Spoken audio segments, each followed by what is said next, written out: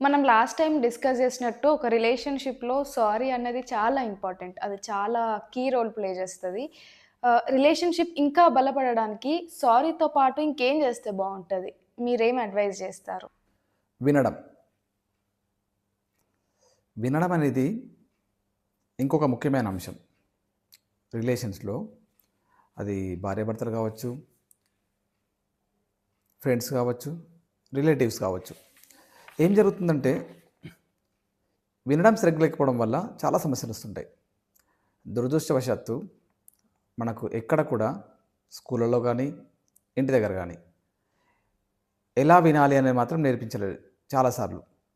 ఎలా రాయాలి, ఎలా చదవాలి, ఎలా మాట్లాడాలి నేర్పించారు. కానీ ఎలా వినాలి మాత్రం నేర్పించలేదు. దాంతో ఏమవుతుందంటే చాలా దగ్గరల గొడవలవుతుంటాయి, అపార్థాలొస్తుంటాయి. ఒక మనిషిని సరిగ్గా అర్థం చేసుకోవాలంటే ఫస్ట్ వాళ్ళ ఇంటెన్షన్ ఏంటి? వాళ్ళు ఏం చెప్పాలనుకుంటున్నారు? అది ఇన్నప్పుడే మనకర్థమవుతుంది. వాళ్ళేంటి? అసలు ఎగ్జాక్ట్‌లీ ఏం జరుగుతుంది? ఫైన్ అన్న. ఎదుటి వాళ్ళు మాట్లాడేటప్పుడు మనం ఏం వినాలి? ఎలా వినాలి? మనం ఎలా స్పందించాలి వాళ్ళకి? ఎలా స్పందించాలి అంటే మొదలు మనం తక్కువగా మాట్లాడాలి. వాళ్ళు 90% మాట్లాడితే మనం 10% వీలైతే అంతకంటే తక్కువ కూడా మాట్లాడాలి. మధ్యలో రిప్లై ఇవ్వకూడదు. వాళ్ళు మాట్లాడేప్పుడు మధ్యలో స్పందించకూడదు వాళ్ళకి.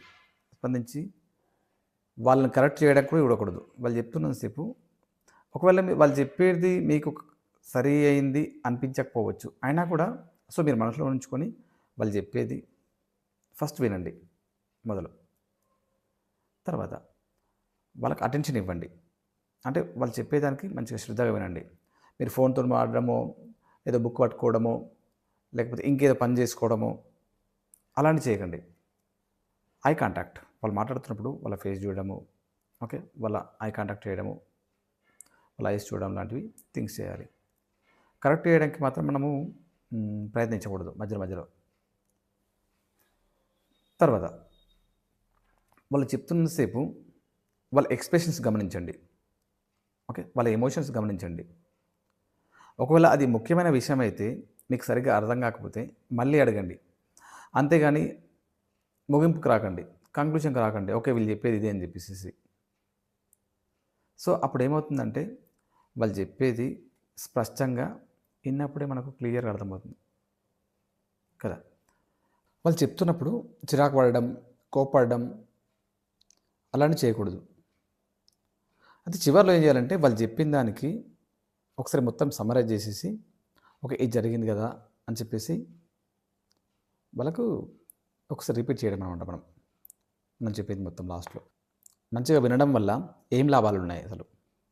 ఏం లాభాలున్నాయంటే ఫస్ట్ థింగ్ చాలా సార్లు గొడవలు తగ్గిపోతాయి. ఓకే. అపార్థాలు తగ్గిపోతుంటాయి.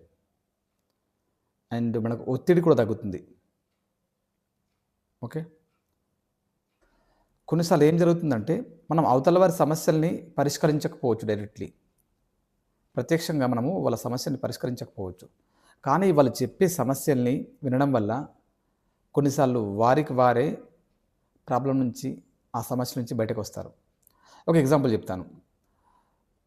'The magic of thinking big' అనే పుస్తకంలో రచయిత డేవిడ్ జె స్పార్జ్ అతనొక సైకాలజిస్ట్ అనమాట. ఒక పేషెంట్ వస్తుంది తన దగ్గరికి. వచ్చేసి అపాయింట్మెంట్ స్టార్ట్ అయిపోతుంది. తన టైం. డాక్టర్ చెప్తాడు అప్పుడు ఏంటంటే, "మీకు 1 అవర్ టైం ఉందమ్మా" అని చెప్పేసి. తను తన ప్రాబ్లమ్స్ చెప్పడం స్టార్ట్ చేస్తుంది. అలా చెప్తూ పోతుంటే 50 నిమిషాలు అయిపోతుందనమాట. 50 మినిట్స్ అయిపోతుంది. అప్పుడు తినంటారు, రచయిత అంటారు, "నీకింకా ఓన్లీ 10 మినిట్సే ఉంది. కేవలం 10 మినిట్సే మీకుంది కేటాయించిన టైంలో" అంటే, సరే అంటుంది. అనేసేసి ఆ 10 మినిట్స్ మాట్లాడేస్తుంది. "మీ టైం అయిపోయిందమ్మా" అని చెప్పగానే ఆమె లేసి నవ్వుతూ వెళ్ళిపోతుంది. తను వచ్చినప్పుడు బాధతోని, దుఃఖంతోని వస్తుందనమాట. బట్ ఇక్కడ సమస్యను మొత్తం వివరించుకున్న తర్వాత దాని భారమంతా దిగిపోయిందనమాట. ఇలా ఒక్కోసారి ఏంటంటే మనం వినడం వల్ల కూడా ఎదుటివారు వాళ్ళ సమస్యలన్నీ మర్చిపోతారనమాట.